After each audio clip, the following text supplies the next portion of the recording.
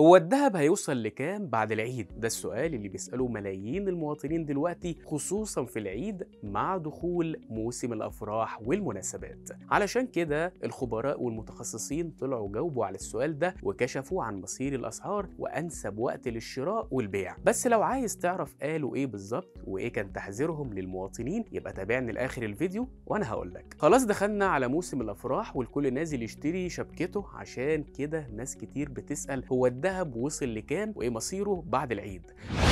طبعا ده خلى خبراء الذهب والمتخصصين يكشفوا عن مصير اسعار الذهب، ونادي نجيب سكرتير شعبة الذهب بالغرف التجارية قال ان الذهب سلعة عالمية بتتأثر بشكل سريع بالاحداث الاقتصادية والسياسية والمحلية والعالمية، اللي اولها سعر الدولار وسعر الرقية العالمية. لكن بعد قرار المركزي الاخير اسعار الذهب رجعت ترتفع من تاني مع ارتفاع سعر أنصة الذهب. ده كمان اتوقع بارتفاع سعر الذهب مرة تانية مع العيد اللي بتكتر فيه الهدايا والافراح والشبكه وخلافه. توقع ان الذهب هيوصل لمستويات اعلى من 3600 جنيه بسبب زياده سعر الذهب عالميا لفوق مستوى 2000 دولار للاوقيه. اما اشرف غراب الخبير الاقتصادي قال ان الذهب انخفض الفتره اللي فاتت بسبب هبوط سعر الدولار في السوق السوداء، لكن بعد كده هيستقر وهيزيد الطلب عليه طبعا، وده هيخلي سعره يرتفع مره تانيه لكن مش بشكل كبير، لان الزيادات الكبيره مش هتحصل دلوقتي لكنها هتحصل في شهر مايو او يونيو القادم لما يخفض الفيدرالي الامريكي سعر الفايده اللي هيزود سعر الذهب عالميا بسبب زياده الطلب. وقال كمان ان التوقعات العالميه بتقول ان سعر الاوقيه ممكن توصل ل 3000 دولار للأونصة خلال سنه، خصوصا لو زودت خاصه البنوك المركزيه مشترياتها من الذهب. اما هاني ميلاد رئيس شعبه الذهب بالغرف التجاريه قال ان تقلبات سعر الذهب في محلات الصاغه بيرجع لثلاث عوامل، اولها سعر الدولار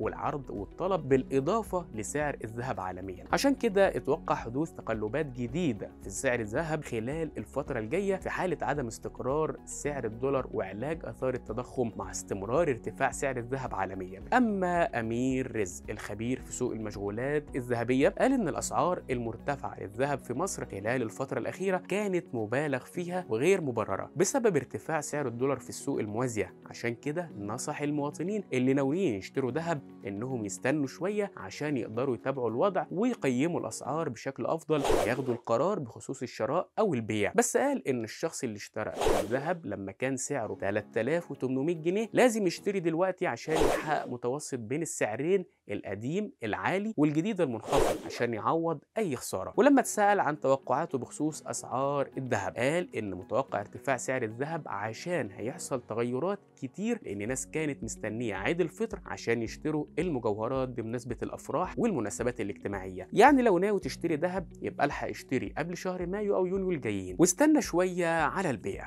ودلوقتي قول لنا توقعاتك بخصوص سعر الذهب.